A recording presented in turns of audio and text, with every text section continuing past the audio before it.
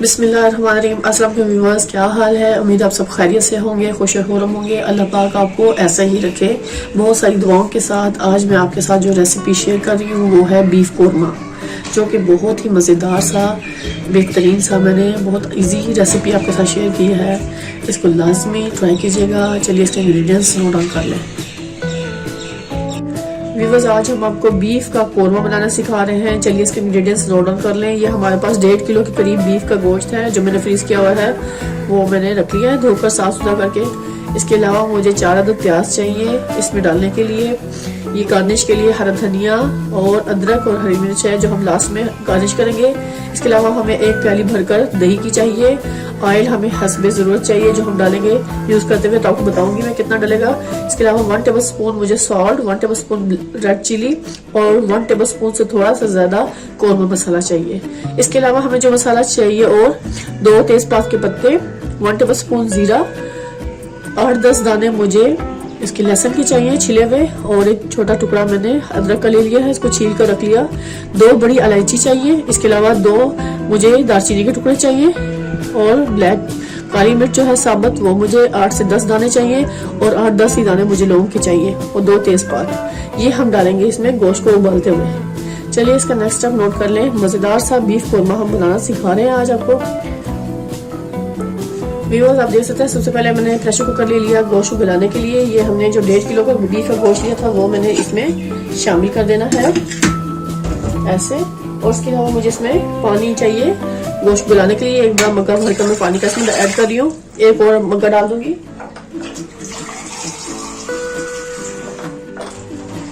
यानी कि 1 किलो के करीब मुझे पानी चाहिए, जिसको हम गोश्त को अच्छे से बीफ की गला लेंगे। और ये जो मेरे पास सारे साबुत मसाले थे, वो मैं इसमें शामिल कर दूंगी, ताकि ये गोश्त हमारा अच्छे से गल जाए और सब मसालों का टेस्ट भी इसमें अच्छे से शामिल हो जाए।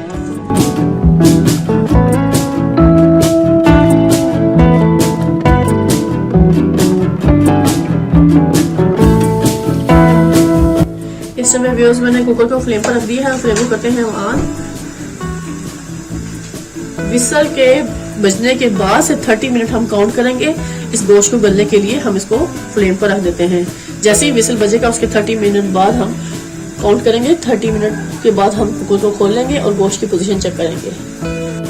ये हम देख सकते हैं, ये 30 मिनट हमारे अच्छे से गुजर गए हैं। अब कुकर को हम खोलते हैं, देखते हैं गोश्त की क्या पोजीशन है।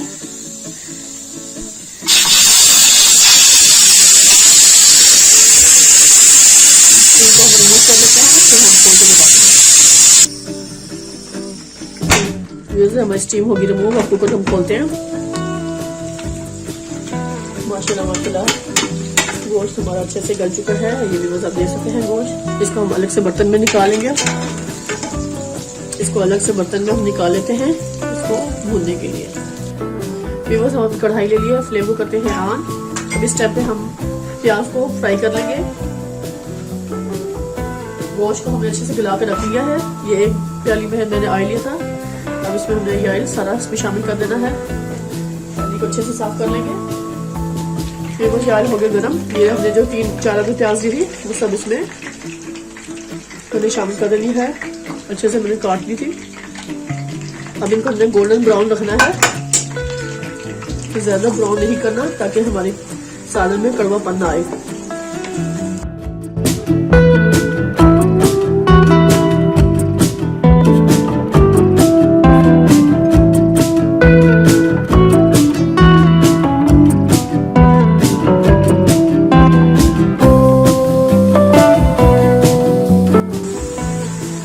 देख सकते हैं माशाल्लाह से प्याज का गोल्डन ब्राउन कलर आना शुरू हो गया है। और हम मीडियम फ्लेम को स्लो कर देंगे, ताकि प्याज हमारे जले ना, और उसको हम निकालना शुरू कर देंगे।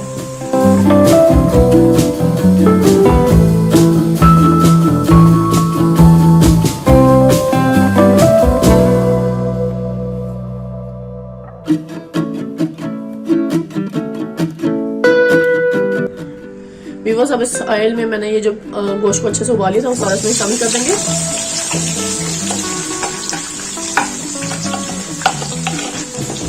गोश्त को इसमें अच्छे से फ्राई कर लेना है। अब इस टाइम पे हम इसमें नमक और लाल मिर्च को डाल देंगे। इसको थोड़ा सा फ्लेम को बढ़ा लेंगे। इस टाइम पे मैंने इसमें ये नमक 1 टेबल स्पून था और जो रेड चिली है वो इसमें डाल देंगे हम।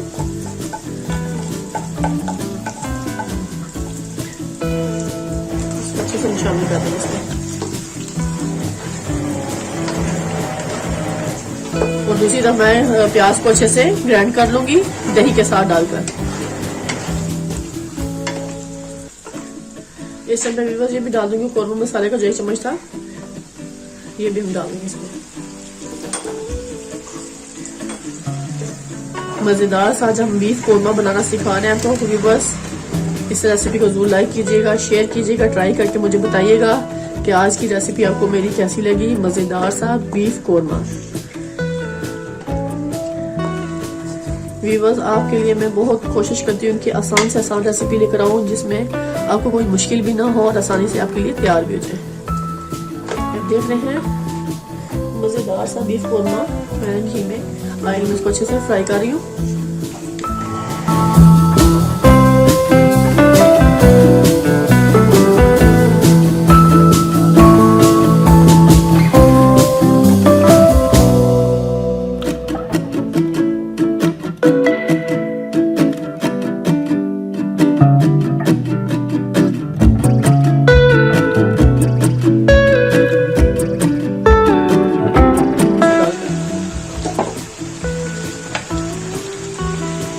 ये देखिए माशाल्लाह गोश्त कितना अच्छा निकल गया। इसमें शामिल कर देंगे।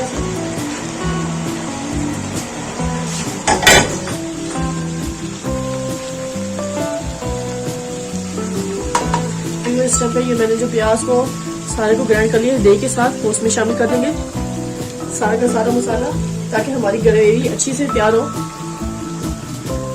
सारी पैनी को अच्छे से साफ कर लेना हमने।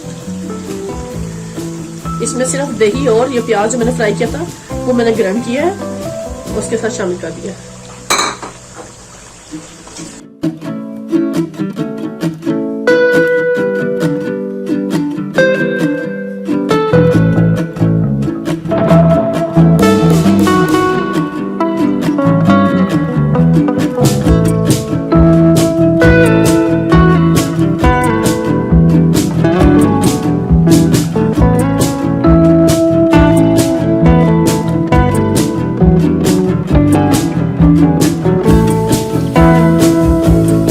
माशाल्लाह इसकी ग्रेवी चेक करें व्यूअर्स, कितनी ज़बरदस्त है, कितनी प्यारी और कितनी अच्छी स्मेल आ रही है इसकी।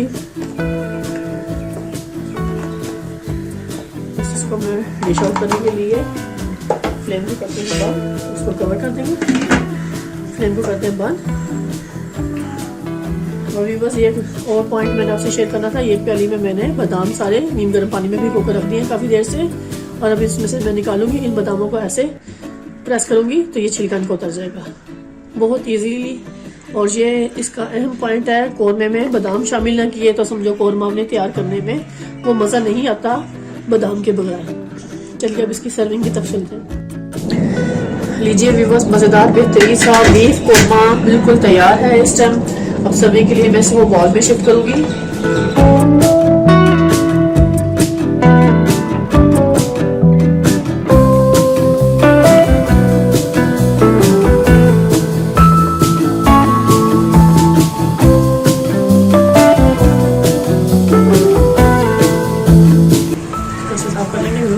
इसमें मैं हरा धनिया डालूंगी गार्निश के लिए।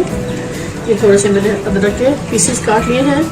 ये हरी मिर्च है जो मैंने ऐसे रखी है, और ये नींबू मैंने काट कर रखा है जो हम इसको ऐसे सर्विंग पे करेंगे।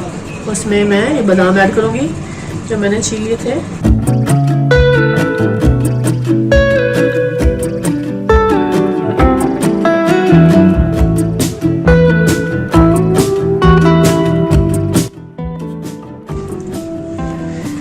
व्यूअर्स, आपके साथ मैं अब इजाज़त लेना चाहूँगी। बहुत से दुआओं में मुझे याद रखिएगा। ज़बरदस्त बेहतरीन सा बीफ कौरमा बिल्कुल रेडी है। ट्राई करें, लाइक करें, शेयर करें और मुझे बताइएगा कि आज की रेसिपी आपको मेरी कैसी लगी। बहुत ही टेस्टी, बहुत ही मज़ेदार। अब ढेर सारी दुआओं में मुझे याद रखिएगा। अब मैं आपसे इजाज़त चाहूँगी। अल्लाह हाफिज़।